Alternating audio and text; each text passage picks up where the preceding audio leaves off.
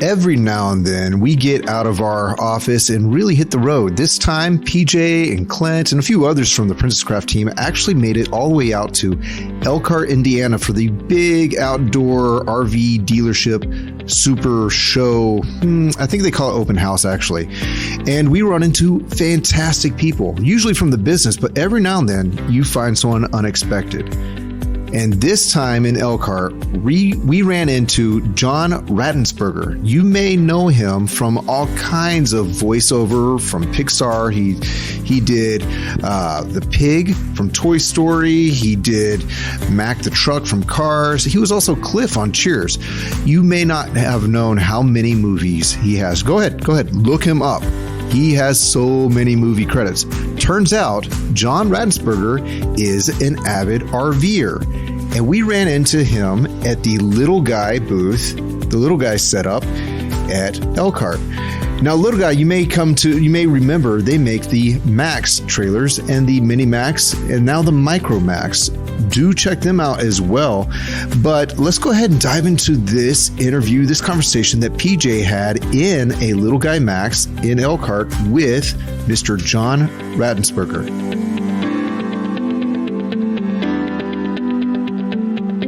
Well, I guess I start by saying, hi, John. Thanks for joining us. Thanks for hanging out with us. Not at all, PJ. I know that you are working with Little Guy Trailers, so that's how we ran into you. What does PJ stand for? Patricia Jean. Irish? Maybe a little drunken Irish. My parents were at a party, and my mother went into labor, and I was born in a little house down the street about 2 in the morning. I thought you were going to tell a story of how you were conceived. No, I'm not telling that story. I don't know that story, thank goodness. Out by the dumpster behind the bowling alley. No, but I can tell you the entire party moved down to this house where I was born, and my father said, yes, we're going to name her Patricia. And my grandfather said, oh, that's lovely. And my father just couldn't stand that he made my grandfather happy. So he had to upset him by saying, yeah, we'll just call her PJ. He said, oh, no, you can't do that. And I have never once in my life been called anything but PJ since then. So, no kidding. And now is grandfather Irish? My grandfather was basically British, and my grandmother was German. So. Das sehr gut. I know. And it was New Jersey, so I guess everybody's a little of everything, right? In New Jersey? Yeah. So, a state of mutts. Yes. And so I'm a New Jersey girl. Don't tell anybody. Okay, your secret's safe with me. Safe with you, yeah. Moved to Houston when I was 2, so I'm a Texan. I don't know any better. Do you know Snooki?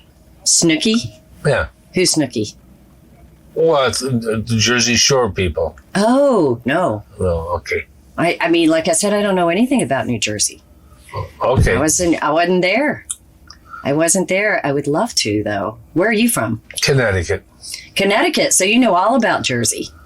The whole Northeast. A little bit. I grew up in Bridgeport, Connecticut, which happens to be, and I didn't know this at the time, right in the middle of, from New Haven along the coast of Connecticut to New York, is said to be the best pizza in the world. Wow.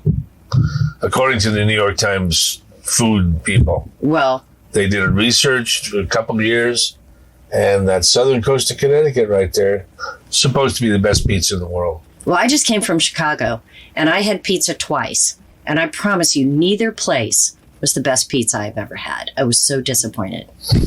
So, no, New York Times did a 2-year study. Well, then I need to go to Connecticut. You do. Except by me growing up in the middle of it, to me it was just pizza. And I started traveling. I left home about 18. Went to Europe and this and that. I lived there 10 years. And I always wondered, why can't anybody make a good pizza? Because you came from the best pizza. Didn't know that. Now you know. The things you learn when you travel, right? Exactly. So why'd you go to Europe for 10 years? I was a carpenter at the time. And a buddy of mine lived there in London and sent me a postcard from time to time saying, oh, you ever come and visit and this and that. So finally I did. Okay. And I ended up staying 10 years. Where? London. And worked as a carpenter in London. For a little bit, and then he and I put together a two-man comedy show called Sal's Meat Market. And we're actually, there's a whole page dedicated to us in the history of the British theater. Really? Yeah. And we were influential with a bunch of people. Oh, the Monty Python guys actually used to come see our shows. Wow, that's so cool. Yeah, at the Bush Theater in part of town was that near White City, near where the BBC is. Anyway, so we toured our shows all through Europe for 7 or 8 years, and I did a lot of films over there. And like Empire Strikes Back and Superman and Gandhi, and I did about 30 films over there. In that first 10 years? Well, it was usually a lot in the 70s. Because what happened was the dollar was very strong against the pound. Uh-huh. And consequently, a lot of American movies were made over there at the time. Ragtime, for instance, big novel. Right. That was made over there. I was in that. And so I can actually say I worked with James Cagney. Oh, that's exciting. Because he was in that. And Burt Lancaster. These are, when they're older in these films, and I was younger. Right. Just starting these films, but I got to work with a lot of legends. Well, your list is quite extensive. I do know that. And most people just know you from Cliff. Yeah. And maybe some voices on the Pixar movies, but you have done a ton of work. Uh-huh. And so you probably ask this question all the time. Maybe I should be a little more creative, but I mean, who impressed you the most over all these years of doing so many different things? Who would you say, wow, this was really a special moment for me, or I really loved working with this person? Do you have anybody that immediately jumps out? There are a few, because then there was no such thing as what do they call it, Video Village. The current directors, Spielberg's, Ron Howard, etc. Uh-huh. Well, they're filming. They're about 50, 60 feet away from the actors in this little video village, looking at a tiny screen like this. Right. That's no way to direct. Then, before Video Village, here's the camera, here's the director. They're standing right there with you. Looking right in the actor's eyes. Uh-huh. Because that's what's going to be on the screen, 40 feet tall. Right. And that's where the story exists. Exactly. So all the good I worked with John Schlesinger quite a bit. Wow. He did, Midnight Cowboy. Right. That was one of his. Right. Robert Aldrich. Yep. Which he was, Whatever Happened to Baby Jane. Mm-hmm. So all these, Milos Forman, but all of them were right next to the camera watching the actor. There was no Video Village. And I see a difference in the quality, especially with extras. Then the extras actually reacted to the action of the main characters. Like if there's a fight or an argument in a restaurant, the extras are you don't see that anymore. Really? I've never noticed that. I'll have to watch for it. So now you think the extras are just... They don't pay attention. In the background and not paying attention and becoming part of the scene. Right, because the director's not helping them. Right, the director doesn't even consider them because all he's seeing is the lead actor is this big. So the extras are this big. Ah. He's not paying attention. Interesting. But if you stand right next to the camera, you get a big difference. Wow. Huh. Never thought about that. Well, it's a good thing we're here. Yes, now I know. I'm learning a lot. I learned a lot even before we turned the mics on. So, we may have to circle back. Okay. Because really, that's what we're all here for, is to learn a little bit more and make another connection, I think. There you go. That's the point of it all. And you've just had so many amazing experiences. I have. And my daughter keeps after me to start writing them down and write a book and this and that. But one day. One day? Well, in this age of technology, you don't have to write a book. You just have to talk about it enough. Someone else can write the book, right? Nah, I tried that once. I have one book out, but it was with another writer. Uh-huh. And it didn't quite capture what I wanted it to. What you wanted to say? It wasn't in your voice. No, I mean, some of it was, but when you make a meal, you want it to be just right. Uh-huh. Same thing with it, right? It's got to, crackle. Yeah. And so I may get back to it. Well, I guess I thought, we all have preconceived notions. And I thought when we come and sit down and talk to you, you're going to be a happy-go-lucky guy. You're going to be, just all full of dad jokes and silly and really not have that much interest in what's going on in the world, the history of things, making it perfect, just kind of having fun, because that's the character that you portray a lot of times. Yeah, but that was my job. Exactly. So, but a lot of people, I think, we make those assumptions when we see actors. Because everybody does. Yeah. So I just had a guy come over here a little while ago and go, "Hey, Cliff." And I said, "Is there a make-believe name I can call you?" I know. That's got to be frustrating. In the beginning it was, but now it's. What am I going to do? Yeah, it's not worth my time to. Yeah. Think about it.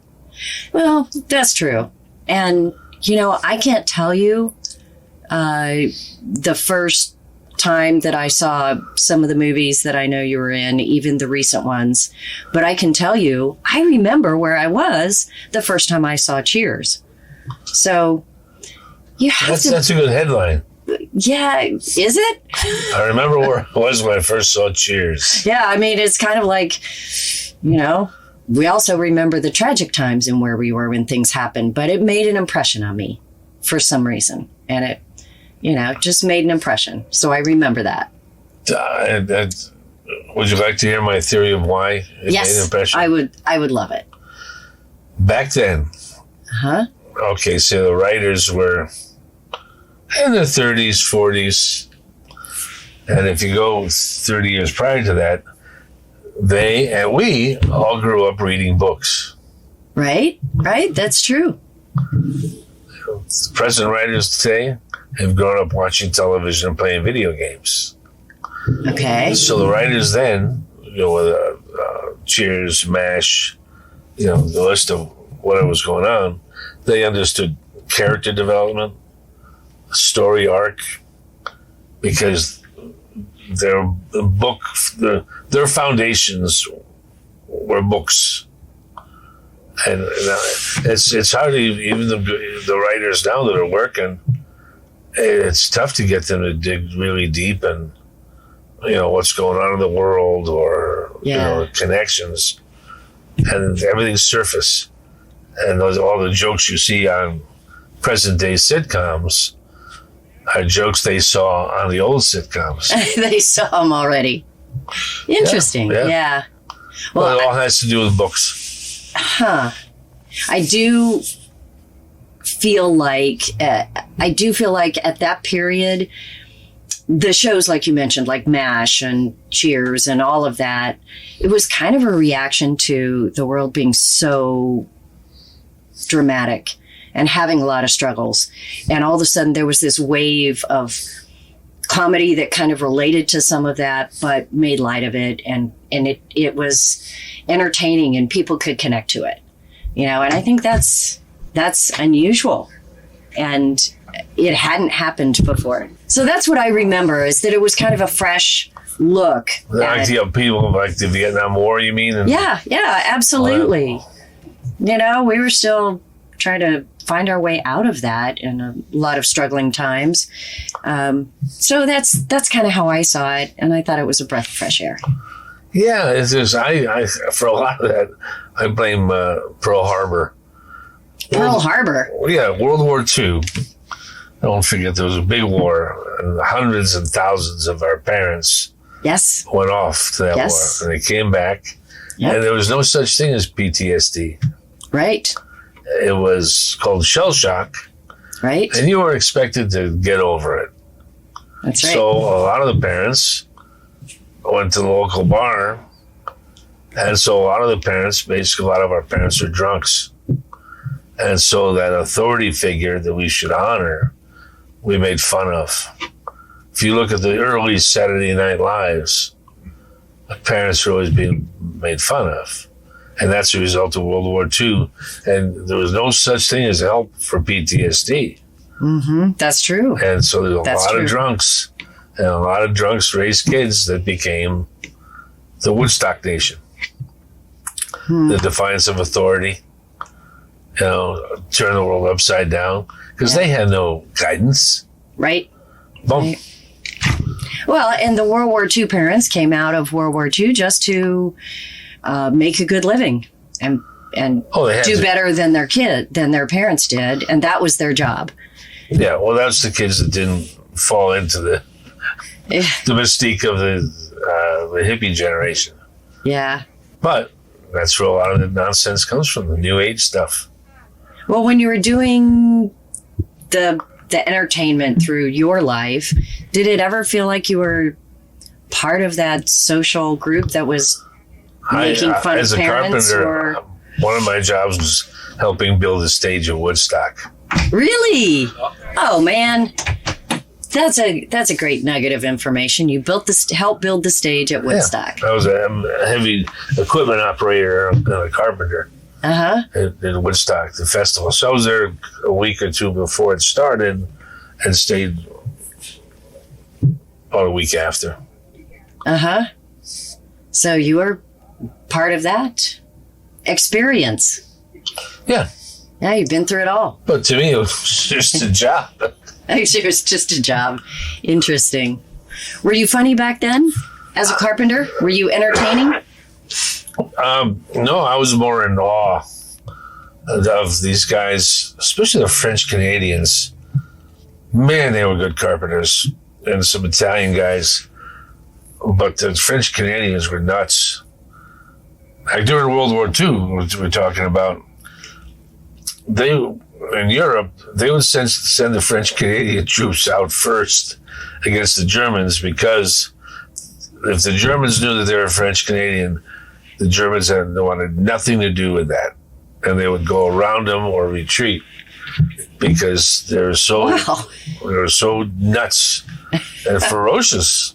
Wow, That's French Canadian. That's a well kept secret of World War II. Nobody talks about that. I don't know why. Yeah, they were revered by the rest of our troops because they had no fear, and it was the same. So I was working as a carpenter with these French Canadian guys on different projects, not Woodstock, but other things around New England. And they just had no fear. Wow. I was amazed. Walking on scaffoldings with a big box of nails whistling as the scaffolding is bouncing as they're walking. There's like 3-4 stories in the air. On the same scaffolding, I'm on my hands and knees holding on. For dear life. Dear life, yeah. And these guys would bounce around and whistle. And, hey, John, how you doing? It's... but anyway, yeah. I don't know how we got there. I don't know how we got there either, but it's great fun. I don't know. I feel like we could talk for hours about all your experiences. Will you write that book? Because I would love to hear that. I got no... But you got to catch a plane eventually. I got a couple hours. Go ahead.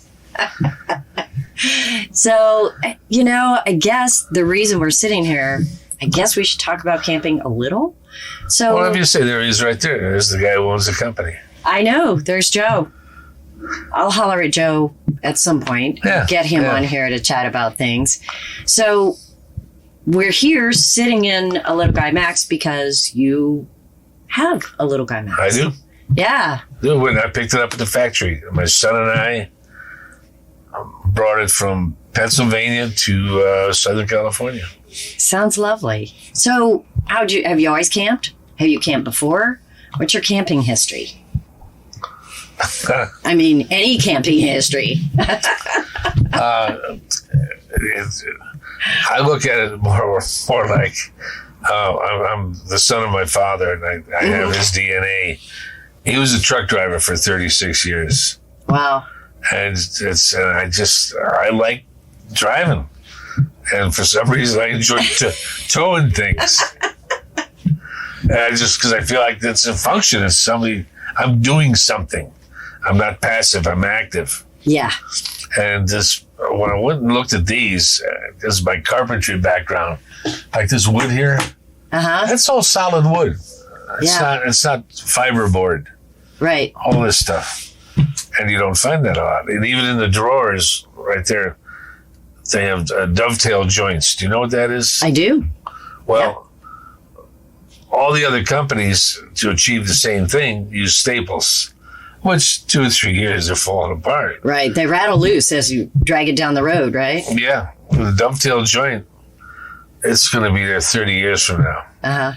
So, knowing the philosophy of builders, if they took that much effort for something that's such a small detail, then the rest of it's going to be put together well.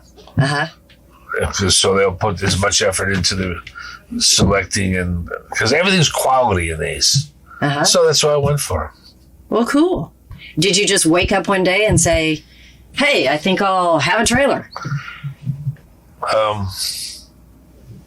Have you had one before this? Oh, yeah. Oh, so you've had lots of trailers. No, it's mostly boats. My Achilles heel is boats. Now we're learning something. Yeah. Big boats, little boats, fast boats. The biggest is 42 foot. That was a Grand Banks. Again, it was the same thing. I like the way it was built. Because you're out at sea, your life depends on it. Right. Right. Makes sense. I had a rowboat built in Lowell's Boat Shop in Amesbury, Massachusetts. And they're the oldest existing wooden boat builder in the country. They built boats in the Revolutionary War. Same spot, same type of boat. So they built one for me. They had a catboat, gaff rig catboat built up in Washington State. Builder named Sam Devlin. And I usually have,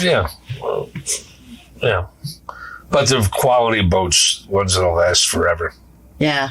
So not a specific boat that you love, all boats, all kinds of boats, just quality.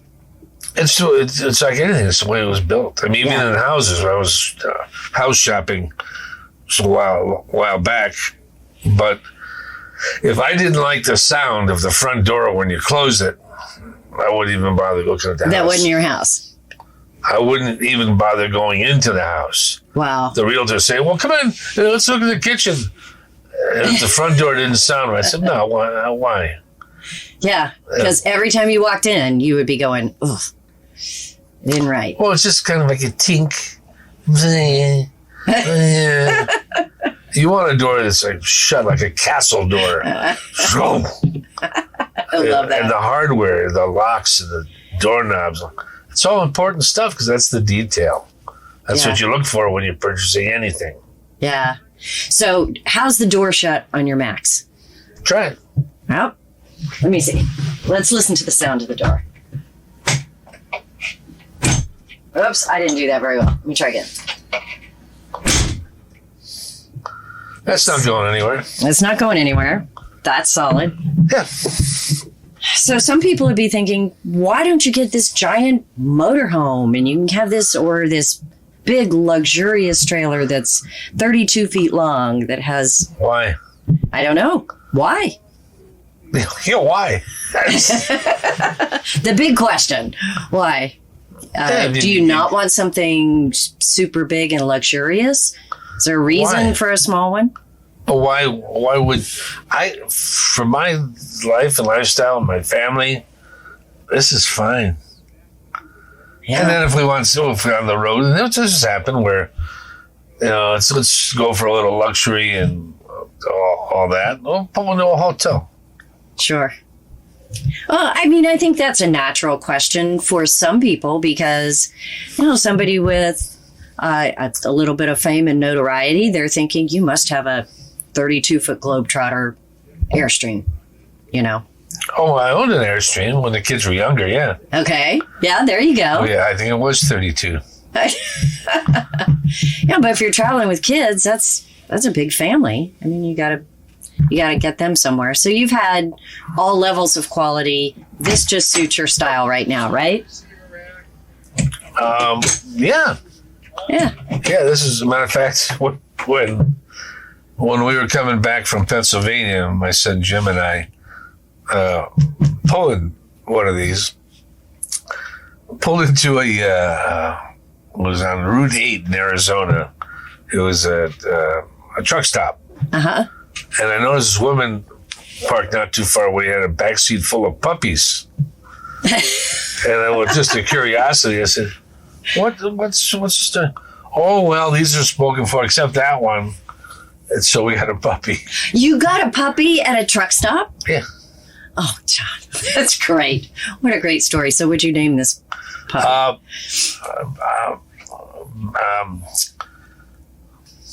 I can't remember. No, I can remember this. Is it yours or is it Jim's? Named her Maggie. Maggie. But I found, busy and flying off here and flying off there, it wasn't fair to the dog. I'm always saying to friends, hey, can you watch the dog? Uh-huh. So I gave her to my niece, who's 12. He has a younger brother who's 7, and it was perfect. Oh, Maggie has a good home. But it's Molly now. Okay. Maggie's now Molly. Yeah, no wonder you had trouble thinking of it. Yeah, that's the reason. It's a name change. That was the name change. So, yeah, Maggie became Molly. And it was just a wonderful animal. How much fun. So many fun things happen when you travel in a trailer. Where have you camped recently that you've enjoyed? I enjoy the KOA places when you're on the road. They really do a nice job. They do a great job. And, they make it really carefree because when you pull in, they're organized, they're clean. You're not like smashed up against somebody else. They have all the amenities. If you forget something, there's always a little store and they're really nice. KOAs, I think, do a great job. There's some that I've stayed at that have tons of trees and it's kind of like being in a neighborhood. Yeah, and they have those cabins you can rent. Mm-hmm. But yeah, I enjoy the KOAs. And I don't know that that's everybody's style, but it's a nice break. Yeah. That's the good part about traveling with a trailer. You can kind of make it whatever you want, I think. Yeah, exactly. Yep. And also, it's a good little guest place, for home. Yeah. So at home, have you had guests stay in your Max? Sure. Yeah. Yeah. They want their own space. They get their own little trailer hotel. I would prefer it rather than staying in somebody's house. Interesting. Yeah, because with this, you can wander around in your PJs and BVDs. And you can't really do that in somebody else's home. That's true. Okay, well, when you come to Texas, we'll be sure and put out a trailer for you. Okay. There you go. Well, have Shipley's Donuts. And Shipley's Donuts. We do have Shipley's in Austin, don't we, Clint? Yeah, we have Shipley's there. I don't eat as many now, but, oh, man. Such a great thing. That was our Sunday treat. Was it really? Absolutely. Yeah. Every Sunday, we got Shipley's Donuts. So, that was... And I'm heading to Houston now in a couple of hours. That's where I'm headed, so... Yeah. I'll load up on Shipley's when I get there. Yeah. Do you carry them on the plane, too? You pack your little suitcase? Yeah, I haven't yet. I don't think they carry well. Yeah. Probably not a good idea. Yeah, then I won't. Yeah. My suggestion is, pass on that. Well, thank you for that suggestion. That tidbit of information on Shipley's Donuts. Do you have a dog? I don't. I have had dogs for like 30 or 40 years. And our last one died recently, and we have not gotten... I've been dogless for the first time in my adult life. Oh. So, yeah. Maybe I need to go to a truck stop and look around.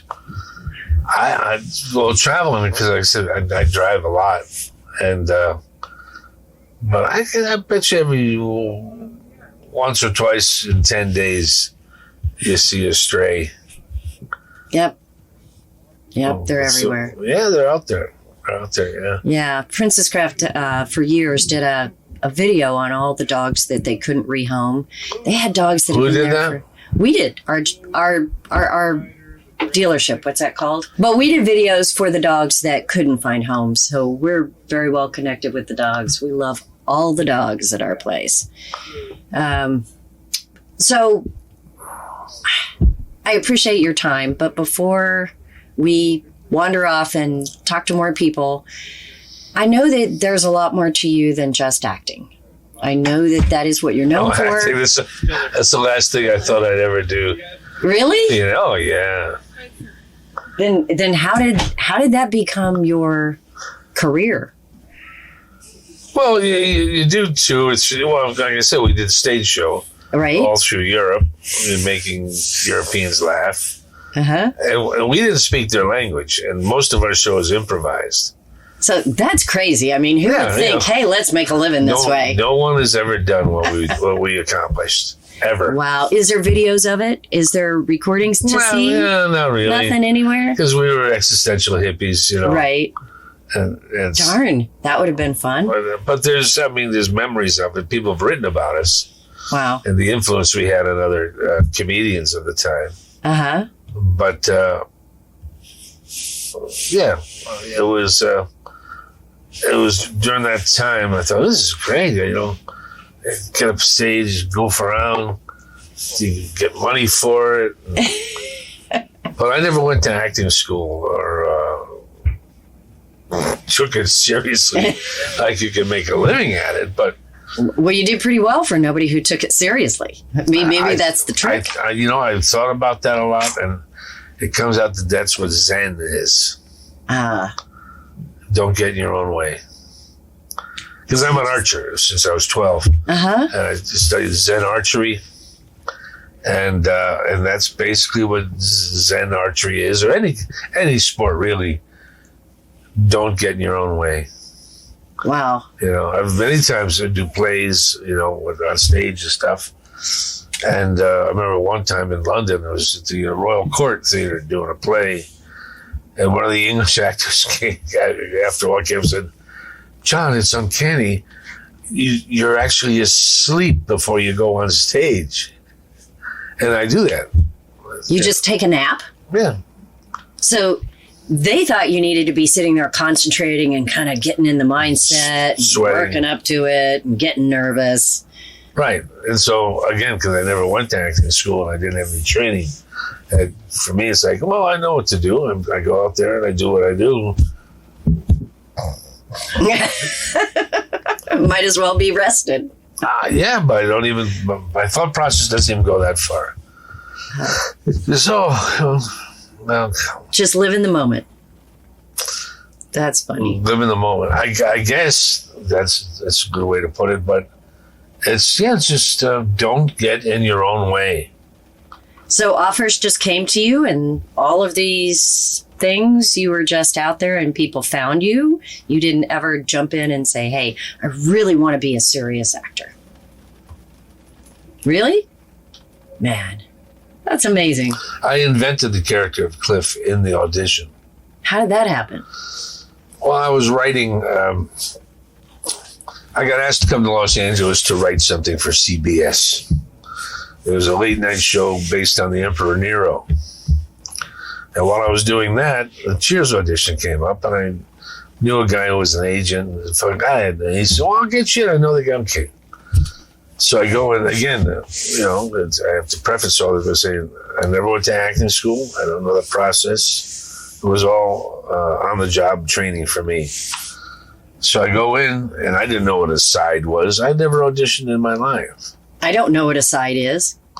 Again, there you go. It's just the pages that they want you to memorize and perform of the show that they're putting together. Okay, and that's called a side. Okay. So then the guy handed me a couple of pages.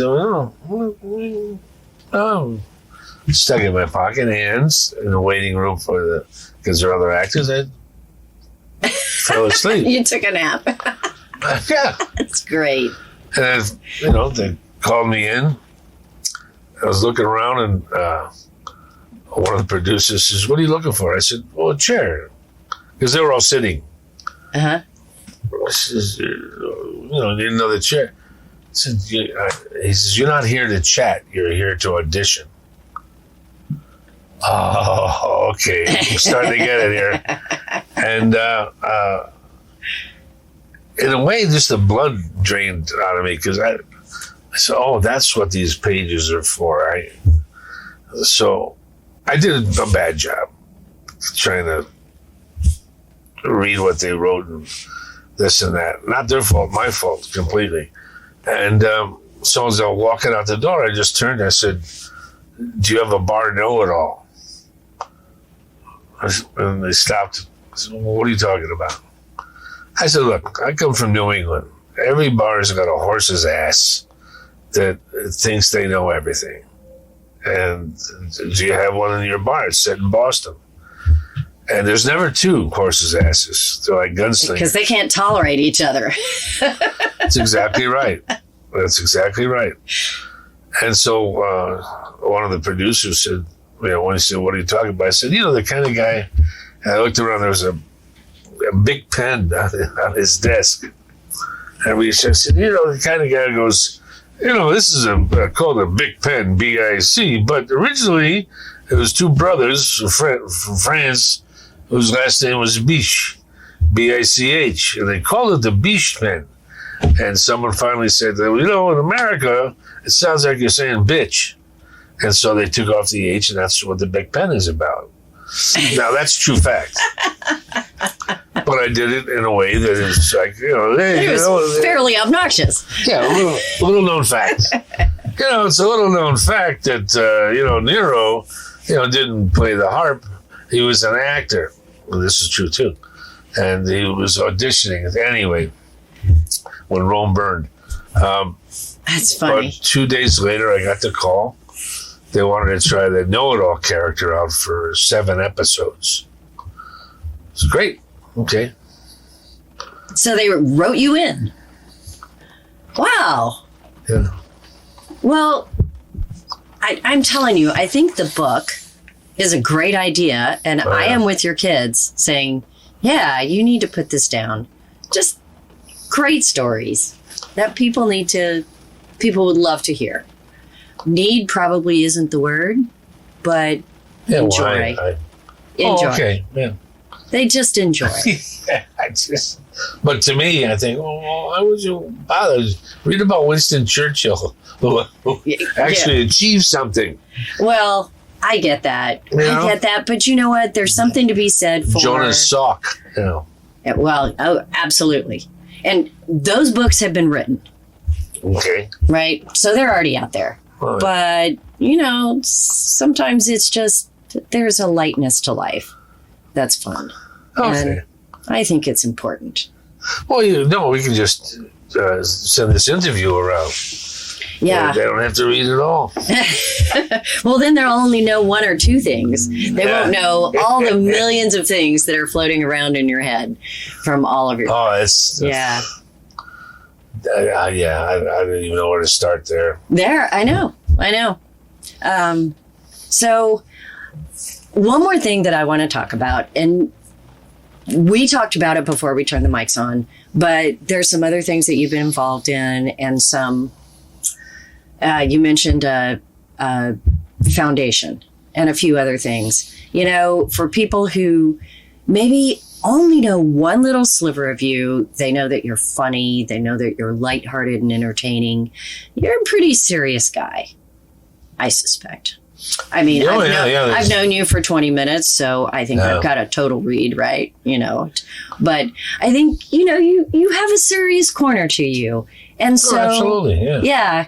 I would like to be sure that people know about that, because you have a voice at this moment with maybe a group that doesn't know about it. So tell me about your foundation, and tell me about anything else like that people might need to connect to. Well, the foundation is nuts, bolts, and thingamajigs. And it was started so that young people could learn how to operate machinery, could be taught what the difference between a vice grip and a ball peen hammer is. And while it doesn't sound important, it's the most important thing, because civilization is nothing more than putting nuts and bolts together. That's why I named it that. Now, the foundation itself is now run by another organization, a manufacturer's organization. So I've stepped away from it because they had the infrastructure and they had the people to dedicate towards it. And it's doing very well. Good. Yeah. And it's Nuts and Bolts and Thingamajigs. Nuts, Bolts, and Thingamajigs Foundation, yeah. Oh, well, that sounds like your name. A name that you would pick. Yeah, no, I'm impressed. I came up with that name, yeah. And we talked a little bit, like I said before we turned the mics on, about, you're a carpenter. You have a lot of respect for people who are tradesmen. And it was a head scratcher to me of why everybody doesn't have respect for the plumber and the welder, and because without them we couldn't function. Yes, everything that we do, we couldn't do if we got rid of people who actually make things and fix things. Right. They're the important people. They're the essential people. Right. The rest of it's icing on the cake. Even in the RV business, that is something that's a head scratcher for me too. We interview people to come into work, and the most important person in our business is the technician that repairs them. Sure. And I'll interview people with a full technical background, and I bring them in and I say, "What's your ultimate goal?" And they say, "I want to be a salesman." What? What? It's so baffling to me that they feel like a technician is not only harder work, but it's more challenging, and they feel like it doesn't have as much respect as, say, a salesman. In America, it doesn't. And that's unfortunate, because they are the nuts and bolts of this industry that keep it running. Right. Without them, nothing happens. Yeah, it's true. You'll be selling nothing. Nothing will be in the parking lot. That's right. It would be just air. But without the technical people that know how to shape and bend metal and invent the curvature here, the degrees and the angles, nothing would exist. And the Germans understand that. I spent some time over there. But if your father, I think I mentioned this before, is a bricklayer, and your buddy's father is an attorney, they both get the same amount of respect and dignity in their society, because they understand that's part of the tapestry of civilization. And it feels more like an artisan over there. Well, maybe it has something to do with all the cathedrals and buildings. And they see who the important person is. Yes. Yeah, back in the Middle Ages, your parents, a woman's parents, would want the girl to marry a carpenter, because that's the guy that was more revered. A thatcher, one puts the thatch roof on. Those are the important people. That would have lots of work forever. And the same way. I mean, even now at this age, I can go anywhere in the world and work as a carpenter. Right, that's true. Anyway. That's true. And my son always heard me talking about this. So after he went to college, studied English, after about a year, he said, "Dad, I want to be a plumber." And I bet that made you happy. Oh, I was so proud. Yeah. So proud. And yeah, but he went through the 5 years apprenticeship, the union. And man, that's tough. Yeah. I had no idea really that the union apprenticeship was so demanding. The stuff you had to learn, the angles, the metallurgy, the exams. And there's a lot of people who don't make it through. Right. It's a tough thing to do. Exactly. So if there is no respect at the end, that certainly makes it a little tougher. Well, what keeps them going is the cash. Yeah. Because you make a fortune. I pay my plumber a lot of money. Yeah. A lot of money. Yeah, you paid for his big house and sports cars. I'm okay with that. Right. I'm okay with that, because when I have water gushing all over the floor in the bathroom, I want it fixed. And I want it fixed right now. And I want it fixed so that it won't break again. And, the people that I know can't do that. I have to call a plumber. So exactly. Yeah, that's an interesting perspective. I just wanted to put that out there. I don't think I've ever had that conversation with anyone else. So thank you so much. Oh, you're welcome. Good perspective. Welcome. I mean, when I was a single guy, I discovered early on that because I had these skills, it was really an advantage. Yes. Did all the girls call you to fix things? Well, no, but when I did fix things, they thought I was Merlin. Like, how do you know how to do that? Yeah. And to me, it's like, does everybody know how to do it? I mean, it's, fixing a garbage disposal or a heater or something. Yeah. But to them, that was like unbelievable. Yeah. And then I realized that more and more, the older I got, that the young people didn't know anything about that stuff. Yeah. They were really out to sea when it came to mechanical problems. Yep. Well, I think that is absolutely true. Yeah. And maybe we can convince a few people to change their perspective as well. Maybe give the people that are the tradesmen in America a lot more respect. You go right ahead. I'll do my best. I've been doing it 25 years now. Well, you know what? If I influence one or two people, that'll be one or two people more. And if they happen to be in Congress or the Senate, that's helpful. That would be nice, right? Yeah, I mean, try to avoid politics, but you could look at the current president and know that he has no idea how to do anything. He couldn't change a car tire. And that's always my bottom line. Can this guy change a car tire? This guy, unfortunately, cannot. Well, that's a question that I ask a lot of women who come in to work for us. Because if you can understand the basics and you can change a tire, I don't know, you might be hands-on enough to work hard. So when you say work for us, what kind of company is it? We have an RV dealership in Texas. Yeah. Okay. Yeah. Do you do these? Yes. A lot of them. Oh, I had no idea. See? Okay. We're putting it all together. Yeah. So sorry. I guess I was so interested in talking to you, I figured you didn't need to know about me, huh? My mistake. Yeah. Yeah, we have a dealership in Austin, Texas. We started out as a manufacturer and manufactured truck campers.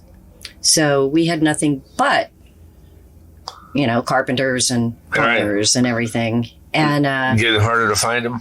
Yeah, handful of people. And then we figured out making things was too hard. So we just started buying other people's stuff and selling it. So for 25 years, we have sold other people's products. And now we're a reasonably successful dealership in Austin for smaller units. What's it called, your dealership? Princess Craft. Okay. Because that was the brand name of the truck camper that we actually manufactured. So the name didn't change. It's just kind of odd for a dealership. Okay, next time I'm in Austin. You need to stop in, say hello. I'll come in. I'll order some donuts. Okay. I promise. I might have to use the men's room, You know what? It's okay. We have two of those. Oh, good. So we used to be a bowling alley. And so we we needed more space, so I bought a bowling alley. And is there still lanes? No. I wish. It would be so fun. Do you still have that length? Somewhere it exists? Well, what we did, if you think about a bowling alley, the bowling balls have to come up underneath the floor. Right. So the foundation has an 11-inch drop in the middle of it. Oh, okay. So we put a wall up where the drop is, and that's the actual repair side. And then the sales showroom is on the other side, where the bar and grill was. Because I felt right at home there. Because I was going to suggest an archery range. Well, Clint is totally down for that because that is his thing. So yeah, okay. He's actually very good. So we've got some land. I've been doing since I was 12. Really? Really? Well, we've got some land in the back that we just purchased. Maybe we need to think about that. And There's no place to do it. You guys can shoot some bows when you shoot when the arrows. Shoot arrows. That's true. See? Well, are you a compound bow or recurved or all the above?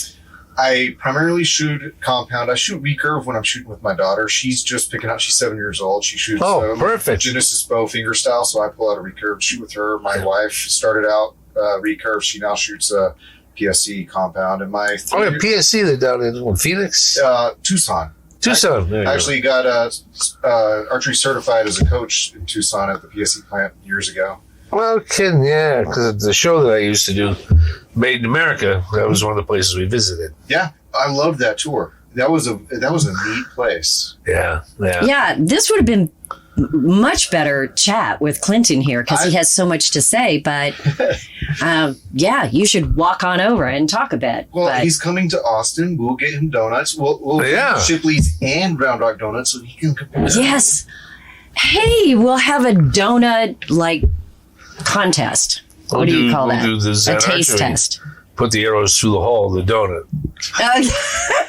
I like it. Listen, I think we've got something here. At times I can do it, Yeah. But that's zen. We got to make it a. If you miss it, do you have to take a bite, or if you hit it, do you have to take a bite, or both? Do I just get to take bites? I think if you attempt it, you get to take a bite. How about that? Because we don't want to miss any bites. Yeah. See, I'm strictly recurve. That's all I shoot. I've been looking for years for recurve that would comfortably go to my 31.5 inch draw length, because after 29 inches, it just loads so much, and I'm used to the let off on a compound, which is really nothing. Yeah. I mean, it really made me a weenie.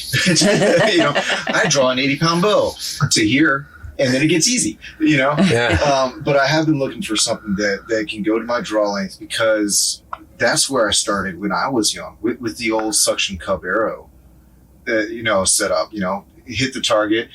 I immediately got that thing taken away after Christmas that year, though. You shoot at the cat and you shoot at your sister just one time. And yeah, they have no sense of humor about those things. Yeah. But there was a friend, a girl's brother was in the Special Forces, and his speciality was archery. In the Special Forces? Yeah. He's Rambo. Well, and I asked him, I said, why would you have archery? He said, to kill the sentries. Yes, because they're quiet, silent. So he taught me. That's where I got my first archery lesson from this guy.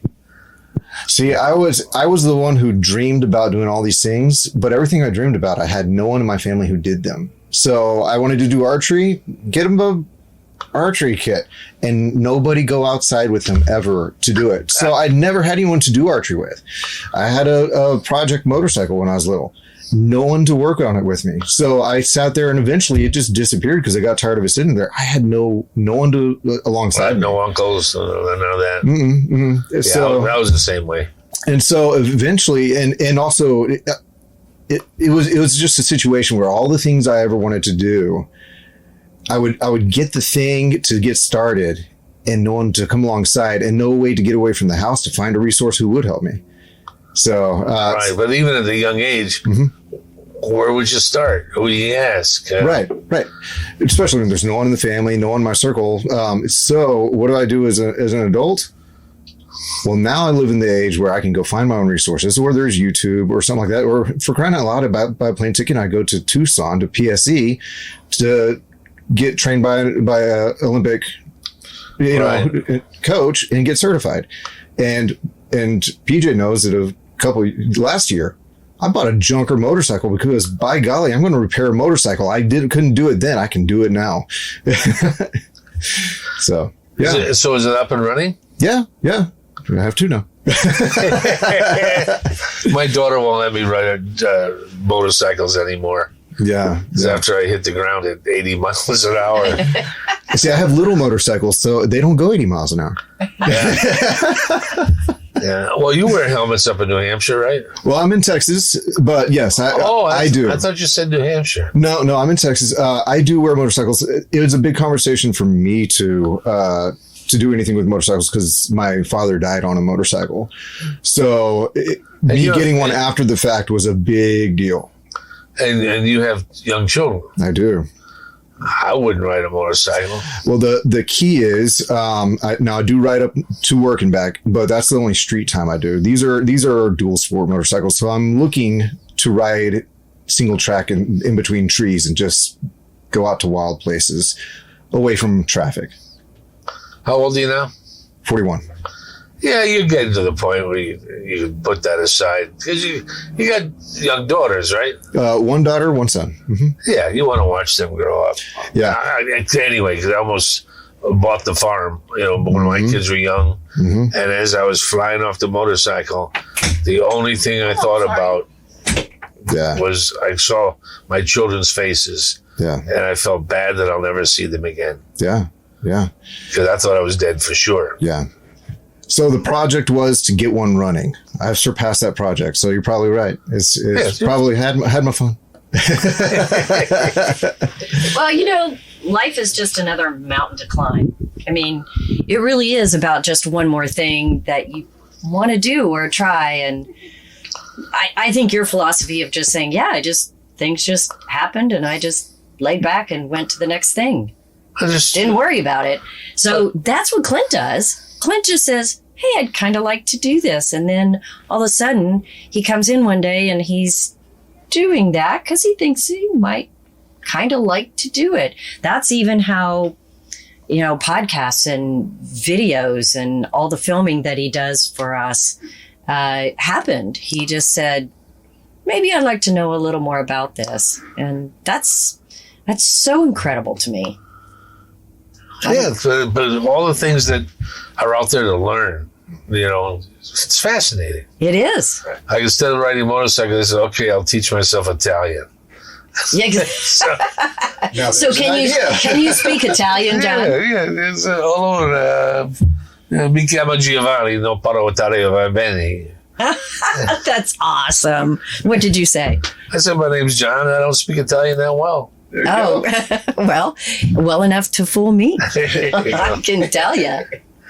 I went to Italy, and a cab driver said something unflattering about Americans to me, and boy, I put him in his place. Oh man, that is. Oh, I was cursing his mother. All kinds of horrible stuff.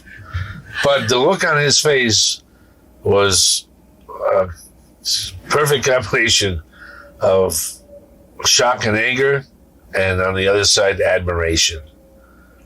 It's just, how do you know how to say these things? But that's my mother, Yeah. It threw him way off. It was really, really satisfying to do that. I was going to say, that is just storybook stuff that you always dream of. Hey, I know this language. Somebody can say something bad and I can chip in there. But I guess it happened. Oh, of course. Very cool. Happens all the time. Well, I don't know. Not to me. We'll go to Italy. I don't even speak English very well sometimes. So. Do you travel? I seem to travel a lot. Sometimes for work and sometimes just for fun. And so for fun, where do you go? Well, this week I've been wandering around Chicago. And before that, I was at Glacier National Park last weekend. Hiking, did some great stuff there. What kind of boots? What kind of boots? Hiking, yeah. I don't, little known fact, I don't own a pair of hiking boots and I don't own a pair of cowboy boots and I never have. What a weird text. Isn't that weird? Yeah, it is. Yeah, so why do you ask? Well, because the hiking boot is very important if you're going off on a long hike like Glacier National Park. Yes. Were you wearing just regular sneakers? No, I was wearing tennis shoes, yes. I have extremely narrow feet, and it's very difficult to find hiking boots that I can wear. So I think probably, 30 years ago, I gave up. So I just don't own any. I bet you if you went on Amazon, you'd find it in half a second. I bet I could. I think I gave up years ago. But there's more stuff out there. And since everything's online, I'll get me a pair of hiking boots. Ask me that next time I see you when we're eating donuts. How about you get some in one of those really cool, because Austin has handcrafted people who make from scratch. You know, in Austin, there's so many places where they make boots from scratch. I think it's time, PJ. I think you've heard it. Get custom hiking boots? I mean, it doesn't. What's the matter with that? Because I mean, you'll see the person who is making them. They'll measure your foot, and they will craft it old school style with their hands. Okay, so I know there's people who make cowboy boots like that. I never thought about hiking boots, but all right, I'm on it. I have a new project. I can't fix a motorcycle and I can't shoot a bow and arrow. But Not yet. Not yet? I've offered opportunities for both, PJ. Well, He's an instructor. all right. I don't know how we got here, but I will work on learning and doing new things, because really that's kind of what we tell people to do every time they walk in our dealership, right? Go have some fun, do new things. It's the life is too short clause. That's right. It is one of my great sayings. So, and the other saying that I love is never say never. So we all think there's things we'd never do. Yeah, I don't know. As I get older, that keeps changing. Yeah, So- exactly. You don't know. You have no idea. I have no idea what will happen next week. Just don't get in your own way. All right. Well, that will be my John Ratzenberger quote for the rest of my life. Well, Don't get that's my what I own tell way. young actors whenever and it happens from time to time, and the advice you can give is just don't get your own way.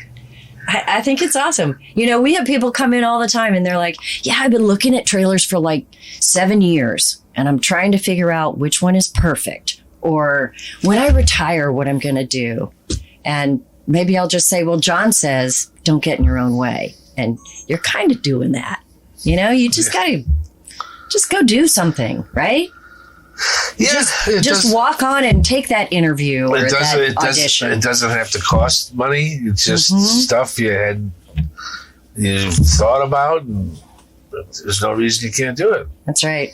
Well, I'm going to keep an eye out for that book, because there's no reason you can't do it, John. And I know there is a gazillion more stories, and I'd love to hear them. There's a few. I hope we get to visit again someday, somewhere along the line. And I really appreciate your time today. Well, thank you. Thank you for stopping by. It's been great fun. Thank you. Yeah. Well, that was pretty cool. I mean, we got to talk to John, hear his thoughts about all kinds of things. Even, a little bit of RVing, a little bit of his history with RVing, but also a bit of his travels around the world. The fact that he's really a skilled carpenter. He's done, quite a number of things. And he obviously has some opinions and perspectives on the world as it is and how it got here. So thank you so much to John Ratzenberger for sitting down with PJ, for having a delightful conversation. And yeah, hopefully we will actually see John pass through Austin area sometime, and maybe we'll be able to get him back on the mic again. Thank you, everybody, for listening, for joining us for this episode of the RV Small Talk podcast. You can find other episodes and show notes at rvsmalltalk.com. You can find us on social media. Just look up RV Small Talk podcast. That'll work. And we have a YouTube channel as well, where you might be able to see John talking with PJ. Just look up RV Small Talk podcast on YouTube. We'll be there. In the meantime, take a listen to some of our previous episodes, and we'll catch you next time.